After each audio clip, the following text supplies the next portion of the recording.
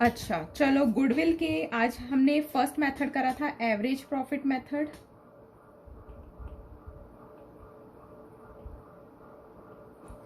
Average profit method में हमने simple method करा था। अब उसके बीच में कुछ एडजस्टमेंट्स है, एडजस्टमेंट्स आज करेंगे। तो एडजस्टमेंट्स बहुत इंपॉर्टेंट है। अब आपके जो प्रॉफिट दिए हुए हैं, कई बार उन प्रॉफिट्स में एबनॉर्मेलिटीज होती हैं और उन एबनॉर्मेलिटीज को आपने बीच में से निकालना है। अब इसमें से कुछ चीजें आपने ऐड करनी है और कुछ चीजें आपने बीच में से लेस करनी है। तो कौन कौन सी चीजें आपने ऐड करनी है?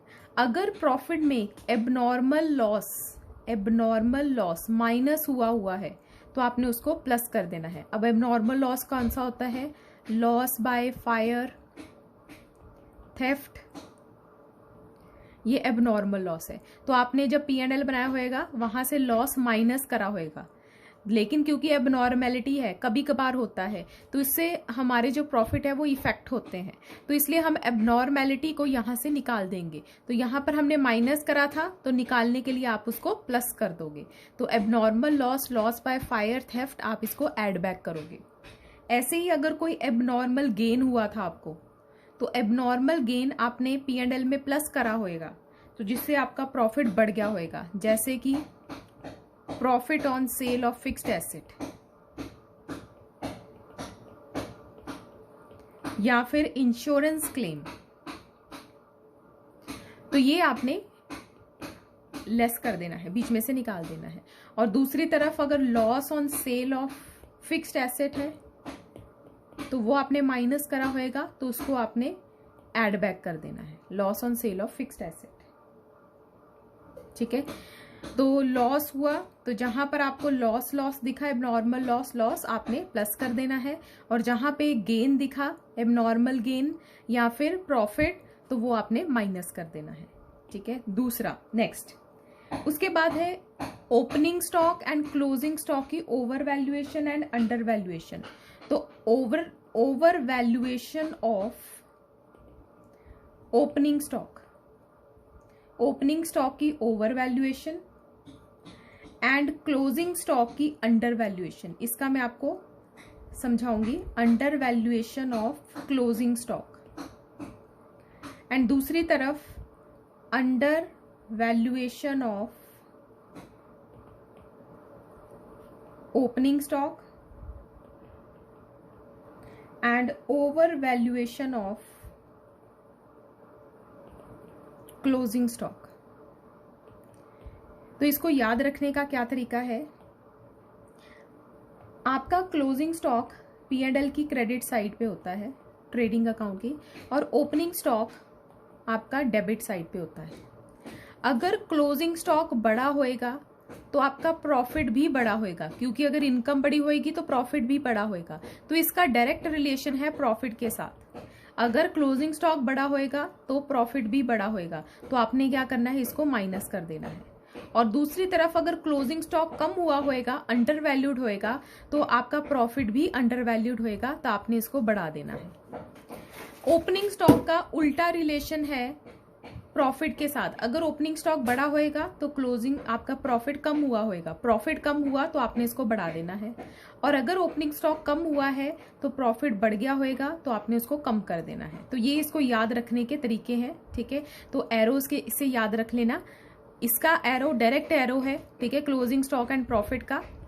तो अगर क्लोजिंग स्टॉक बढ़ा, प्रॉफिट भी बढ़ा, तो आपने उसको रिड्यूस कर देना है। क्लोजिंग स्टॉक कम हुआ, प्रॉफिट भी कम हुआ, तो आपने उसको बढ़ा देना है।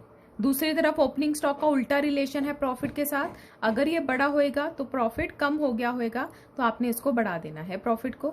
और अगर opening stock come under valued है तो प्रॉफिट ओवर वैल्यूड होएगा, तो आपने उसको रिड्यूस कर देना है। मैम पिछली स्लाइड दिखा दो। Yes.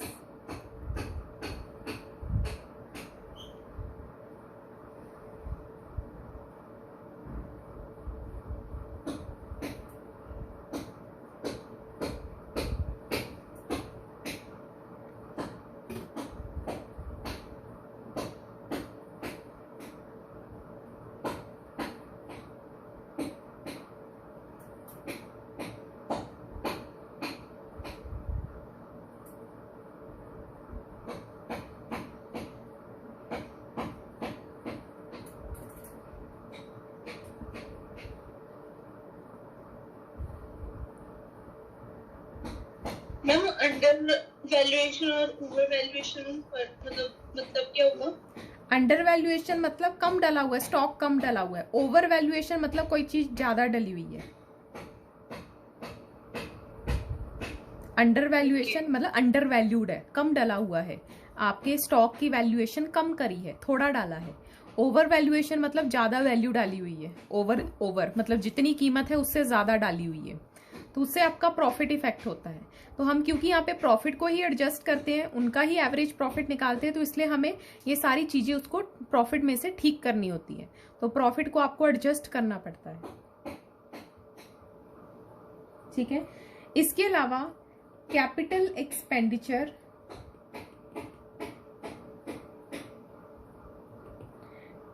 Charged as revenue expenditure, हमने गलती से कैपिटल नेचर को रेवेन्यू नेचर ट्रीट कर दिया है। अब इसकी एग्जांपल क्या है?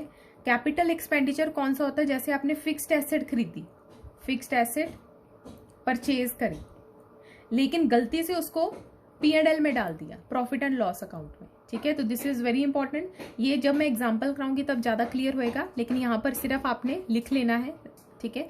तो इसके जब विद एग्जांपल मैं आपको ये समझाऊंगी, ठीक है। तो कैपिटल एक्सपेंडिचर जब हम गलती से रेवेन्यू एक्सपेंडिचर ट्रीट कर देते, मतलब फिक्स्ड एसेट खरीदी, बैलेंस शीट की आइटम थी, लेकिन हमने उसको कहाँ डाल दिया? P&L में। अब P&L में डाला होएगा तो उससे प्रॉफिट कम हो गया होएगा, ठीक है। उसको एज अ खर्चा डाल दिया तो वो P&L में से रिड्यूस हो गया होएगा प्रॉफिट, तो आपने उसको बढ़ा देना है। और दूसरी तरफ अगर हमने रेवेन्यू एक्सपेंडिचर को गलती से कैपिटल एक्सपेंडिचर ट्रीट कर दिया, मतलब एक नॉर्मल रिपेयर को, एक छोटी सी रिपेयर को आपने फिक्स्ड एसेट में डाल दिया, तो तब आपने P&L में नहीं डाली, जो चीज P&L में डालनी चाहिए थी वो नहीं डाली, उससे आपका प्रॉफिट बढ़ गया होगा, तो आपने उस प्रॉफिट को रिड्यूस करना है। ये भी आपको विद एग्जांपल समझाया जाएगा, ठीक है। इसके अलावा और कौन से एबनॉर्मल गेन्स हैं? आपको अगर income from non trade investments, तो नॉन ट्रेड इन्वेस्टमेंट्स आपकी कभी कभार इन्वेस्टमेंट्स होती हैं, तो इससे भी अगर आपको इनकम आती है तो वो भी आपका एबनॉर्मल गेन है। एंड देन इसके अलावा ऐसे दो नॉर्मल खर्चे हैं, ये नॉर्मल है, दीज आर नॉर्मल, जो डाले नहीं होंगे, ठीक है। बाकी सारी एबनॉर्मैलिटीज है, लेकिन अब मैं जो दो लिखने जा रही हूं ये नॉर्मल चीजें हैं जो डाली नहीं होंगी, नॉर्मल एक्सपेंडिचर है जो डालना भूल गए। अब ऐसे कौन से एक्सपेंडिचर है? एक तो पार्टनर्स रेम्युनरेशन। अब पार्टनर्स रेम्युनरेशन तो एक इम्पॉर्टेंट पार्ट है, ठीक है। ओनर को तो रेम्युनरेशन मिलनी चाहिए, तो अगर वो डालना भूल गए होंगे तो वो आपने डालनी है, इफ नॉट डिडक्टेड। तो ये आपके नॉर्मल खर्चे हैं, अगर डालना भूल गए ये तब डलते हैं। और last is insurance premium. Insurance premium भी आपका नॉर्मल खर्चा है, तो अगर ये डालना भूल गए हैं, इफ नॉट डिडक्टेड, तो हम उनको डाल देंगे। तो बाकी सब एबनॉर्मल चीजें हैं। लास्ट वाले जो दो मैंने पॉइंट लिखे हैं ये नॉर्मल है, और जब ये डालना भूल जाएंगे तब हम इसको माइनस करेंगे, क्योंकि ये खर्चे हैं तो खर्चे तो माइनस होते हैं, ठीक है। तो बस यही लिस्ट है एबनॉर्मैलिटीज की, यही प्लस माइनस होने हैं।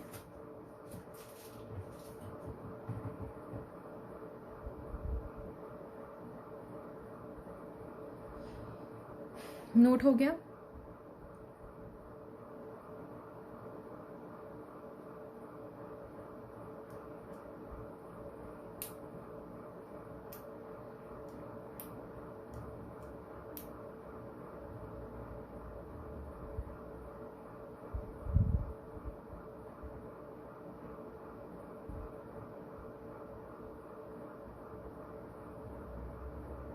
अब देखो question illustration to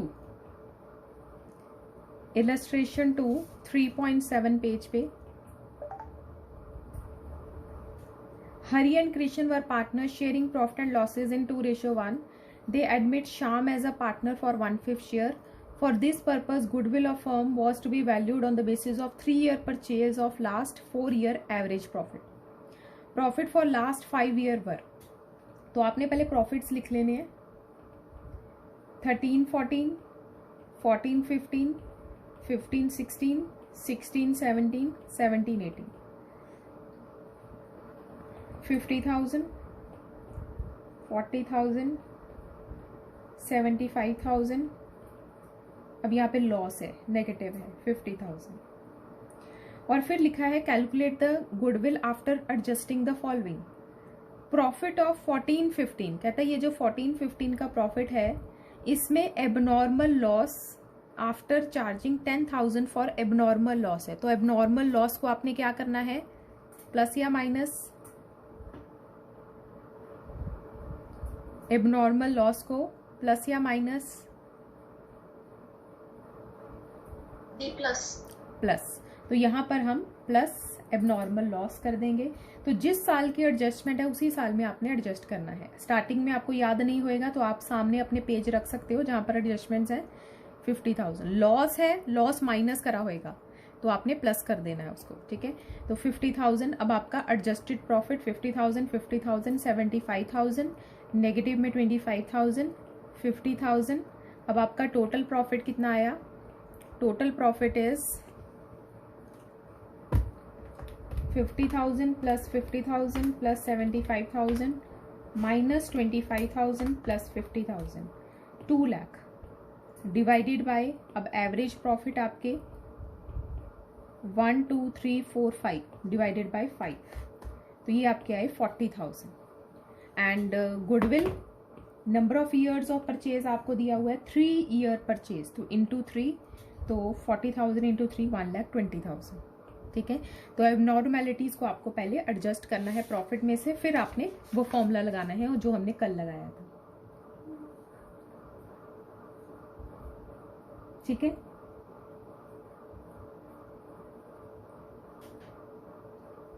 illustration 3 homework में है. Illustration 4, illustration 4. Ramesh purchased Bharat's business with effect from 1st April. It was agreed that firm's goodwill will be valued at 2-year purchase of average normal profit of last 3 year. और last 3 year के profit दिए हुए 19, 20, 21. 1,10,000, sorry 1 lakh, 1,10,000, 85,000. अब जो 1 लाख है इसमें abnormal gain included है. तो एबनॉर्मल गेन का क्या करेंगे,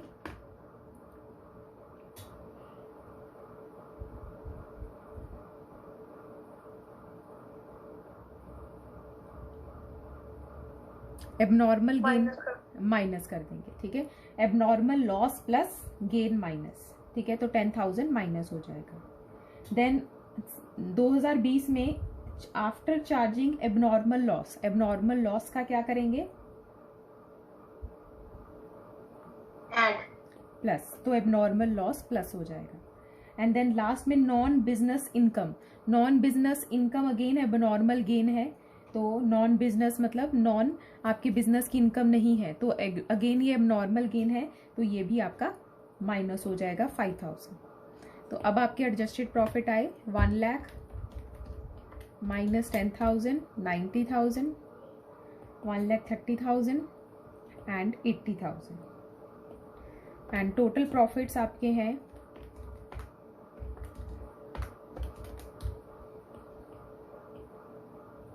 एंड एवरेज प्रॉफिट है 3 lakh divided by 3, 1 lakh. And goodwill है 1 lakh into number of years of purchase है आपका 2 ईयर्स ऑफ परचेज. तो गुडविल आपकी आ गई 2 लाख. ठीक है,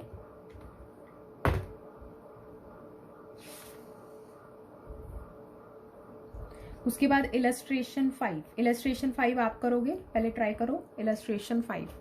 ये गुडविल के बहुत इजी से क्वेश्चंस हैं.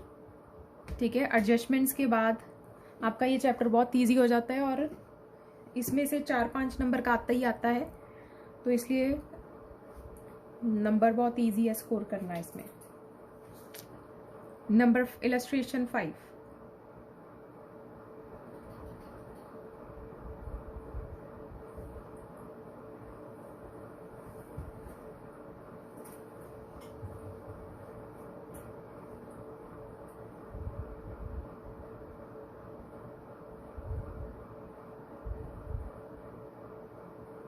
Illustration 5. Simran purchased Anita's business on 1st April. It was agreed to value goodwill at 3-year purchase of average normal profit of last 4 year. और प्रॉफिट दिए हुए हैं, नीचे आपको एडजस्टमेंट्स दी हुई हैं. During the year 2018 an asset was sold at a gain of 10,000. तो abnormal gain है आपका, gain on sale of fixed asset. और उसके बाद machine got destroyed in 2019 and 30,000 were return of. तो अगेन ये एबनॉर्मल लॉस है. तो loss by fire, theft, accident, तो ये आपके एबनॉर्मल लॉस है. And third is during the year ended 31st March firms asset were not insured due to oversight. अब insurance premium मैंने आपको बताया था कि नॉर्मल खर्चा है, तो इंश्योरेंस प्रीमियम अगर नहीं डाला तो इट इज, अगर आगे लिखा भी हुआ है तो insurance premium assets were not insured due to oversight, तो वो इंश्योरेंस कराना भूल गए. इंश्योरेंस प्रीमियम बीइंग 10,000 और कहते हैं ये रेगुलर खर्चा है जो हम नहीं डाला किताबों में. तो ये 2 रेगुलर खर्चे हैं, एक पार्टनर्स रेम्यूनरेशन और दूसरा इंश्योरेंस प्रीमियम. तो ये 2 खर्चे अगर नहीं डाले तो हम डाल देंगे.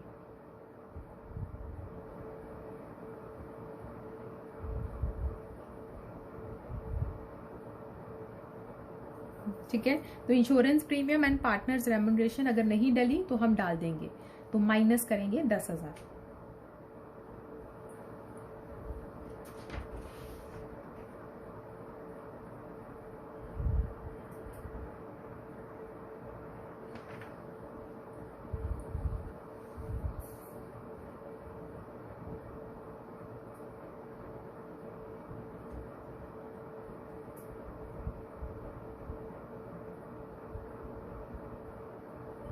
अगर हो गया तो थम्स अप करते जाना. ज़्यादा फॉर्मेट बनाने की ज़रूरत नहीं है, फटाफट बस सॉल्व करते जाओ प्लस माइनस करके. ज्ञानप्रीत आपका रह गया. हाँ जी मैम, पर सर फॉर्मेट का बहुत ज़्यादा कहते हैं, अगर ये नहीं करा वो नहीं करा तो फिर नंबर भी नहीं भी काटते हैं. तो पर आपको अब तो आना नहीं है ऐसे. अब जब आने ही नहीं है, आपको आने ही MCQs हैं, तो वो भी क्या करेंगे.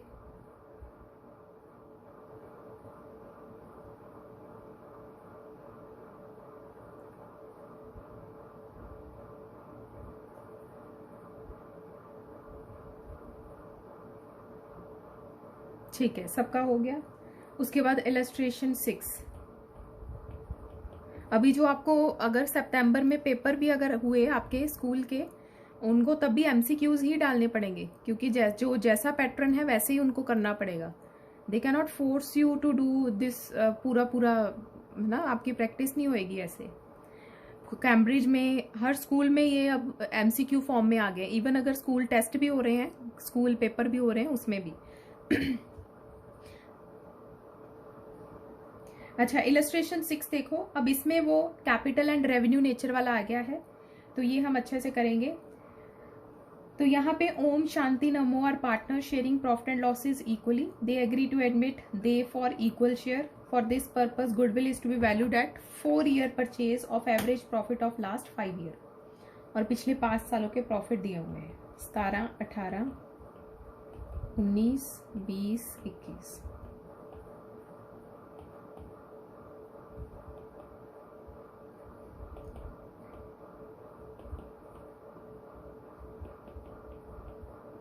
$1,20,000 और लिखा हुआ ऑन 1st April 2020. देखो फर्स्ट, ये सारे 31st March को दिए हुए हैं बैलेंसेस. ये सारे बैलेंसेस 31st March के हैं. और यहाँ पे जो एडजस्टमेंट है वो 1st April 2020 की है. तो मुझे बताओ कि ये कौन से ईयर की है. 1st April 2020 किस में फॉल करता है.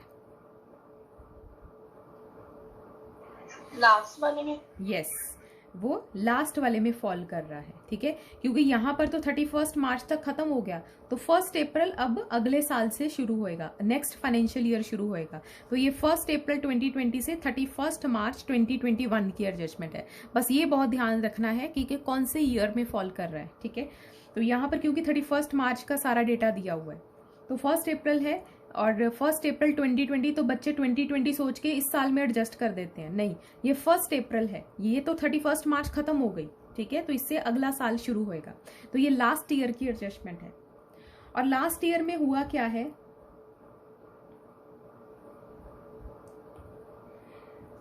5 cycle costing ₹20,000 were purchased and were wrongly debited to traveling। तो हमने कैपिटल नेचर को गलती से क्या ट्रीट कर लिया है, ट्रेवलिंग, मतलब खर्चा ट्रीट कर लिया है, रेवेन्यू ट्रीट कर लिया है। रेवेन्यू ट्रीट करा होएगा तो आपने P&L में डाल दिया होएगा, 2 साइकिल डाल दिया होएगा 20,000। तो P&L में आपने गलती से कैपिटल नेचर डाल दिया, तो अब आपको इसको निकालने के लिए प्लस करना पड़ेगा, तो प्लस 20,000। अब इसके साथ एक और चीज एडजस्टेड होती है, जहां पर फिक्स्ड एसेट्स होती है वहां पर डेप्रिसिएशन भी साथ में होती है, डेप्रिसिएशन। तो अगर आपने कैपिटल नेचर को रेवेन्यू नेचर ट्रीट करा है तो डेप्रिसिएशन नहीं डाली होगी, क्योंकि आपने उसको रेवेन्यू नेचर ट्रीट कर लिया है। तो यहाँ पे डेप्रिसिएशन भी साथ में अटैच है, तो कैपिटल एंड रेवेन्यू नेचर के साथ आपकी डेप्रिसिएशन का पॉइंट भी अटैच है। तो अगर आपने कॉस्ट प्लस करी है तो डेप्रिसिएशन P&L में से माइनस होगी, और डेप्रिसिएशन इन्होंने कितनी लिखी हुई है, 25%। तो 20,000 का 25%। And again time is important, जहां डेप्रिसिएशन, जहां पर परसेंटेज है, टाइम इज इम्पॉर्टेंट। यहाँ पर तो स्टार्टिंग में ही साइकिल आगे थे, तो पूरे साल की डेप्रिसिएशन है, ठीक है, 20,000 इंटू 25%, 5,000। लेकिन अगर बीच वाले साइकिल आए होते तो डेप्रिसिएशन पर टाइम भी लगना था, ठीक है। तो यहाँ पर जहां पर आपने ये चार्ट बनाया था कैपिटल एक्सपेंडिचर, तो ये प्लस होना है एंड डेप्रिसिएशन माइनस होनी है, डेप्रिसिएशन माइनस होगी। और यहाँ पर जहां पर मैंने लिखा था रेवेन्यू एक्सपेंडिचर और कैपिटल एक्सपेंडिचर ट्रीट करा है, तो वो माइनस होएगा और इसकी डेप्रिसिएशन प्लस होएगी। तो जहां पर ये मिस्टेक है वहां पर डेप्रिसिएशन की भी साथ में एडजस्टमेंट होगी, क्योंकि यहाँ कैपिटल नेचर होता है, वहां पर फिक्स्ड एसेट के ऊपर डेप्रिसिएशन का पॉइंट भी आता है।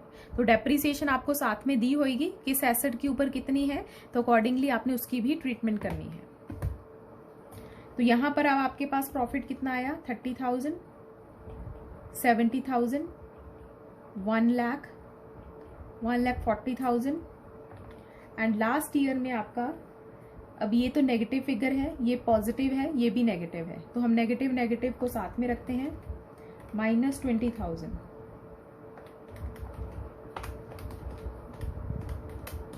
तो ये नेगेटिव में 105,000। तो अब आपका प्रॉफिट आया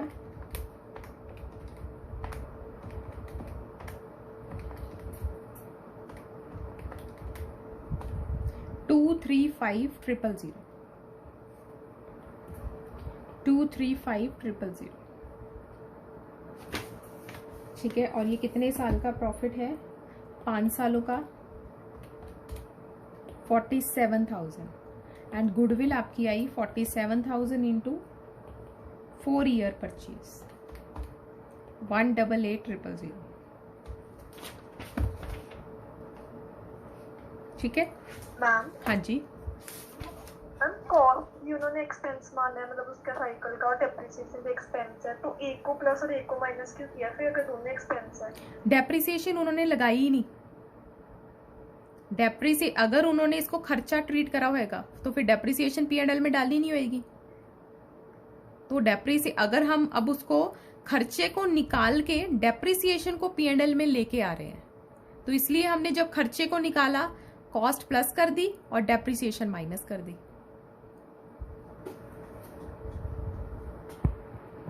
डेप्रिसिएशन को भी एज एक्सपेंस में ट्रीट करा होता तो? नहीं, उन्होंने डेप्रिसिएशन का कुछ करा ही नहीं है, क्योंकि उसने कैपिटल नेचर को डेप्रिसिएशन, कैपिटल नेचर को रेवेन्यू मान लिया, खर्चा मान लिया। तो अगर उन्होंने खर्चा मान लिया है तो खर्चे पर वो डेप्रिसिएशन क्यों लगाएंगे, ठीक है। तो इसलिए उन्होंने डेप्रिसिएशन लगाई ही नहीं।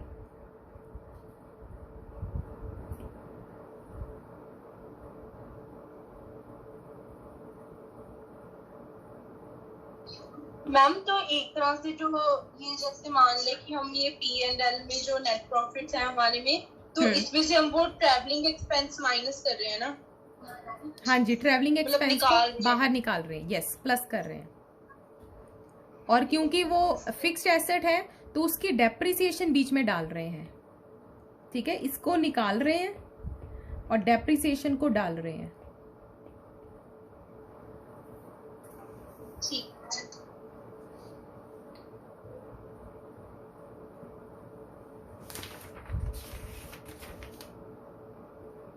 उसके बाद देखो इलस्ट्रेशन 7, इलस्ट्रेशन 7 करो। Illustration 7, Lav and Kush are partner sharing profits equally, they admit Shubh into partnership for equal share, goodwill was agreed to be valued at 2 year purchase of average profit of last 4 year। तो 2017 में अब normal gain है, 2018 में अब normal loss है, and last year में repair to car was wrongly debited to vehicle. तो अब देखो, अब यहाँ पे क्या गलती करी है, रिपेयर। रिपेयर मतलब जो रेवेन्यू नेचर का खर्चा था वो इन्होंने गलती से कहाँ डाल दिया, व्हीकल में। तो अभी उल्टा करा है, तो रेवेन्यू को कैपिटल ट्रीट कर लिया है। तो अब पहले तो हम P&L में इसको डालेंगे, टू रिपेयर मतलब माइनस करेंगे, और अब क्योंकि हमने रिपेयर माइनस करी है और इन्होंने अगर उसको व्हीकल ट्रीट करा है तो डेप्रिसिएशन P&L में डाल दी होगी, ठीक है, तो हम डेप्रिसिएशन को प्लस करेंगे, तो रिपेयर माइनस होएगा एंड डेप्रिसिएशन प्लस होएगी।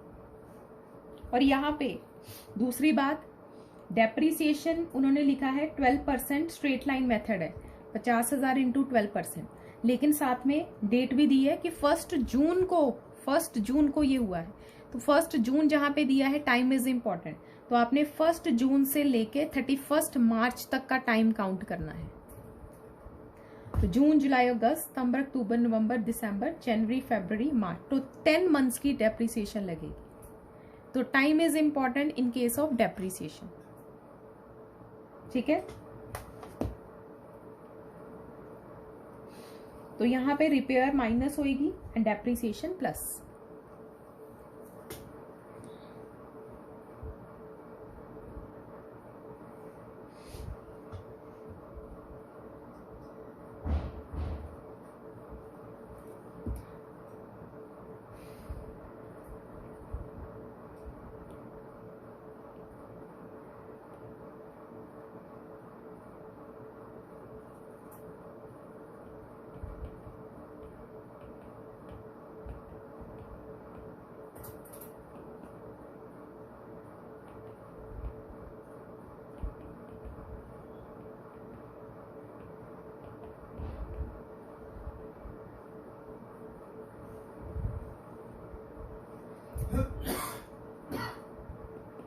और एक और इसमें छोटा सा पॉइंट है,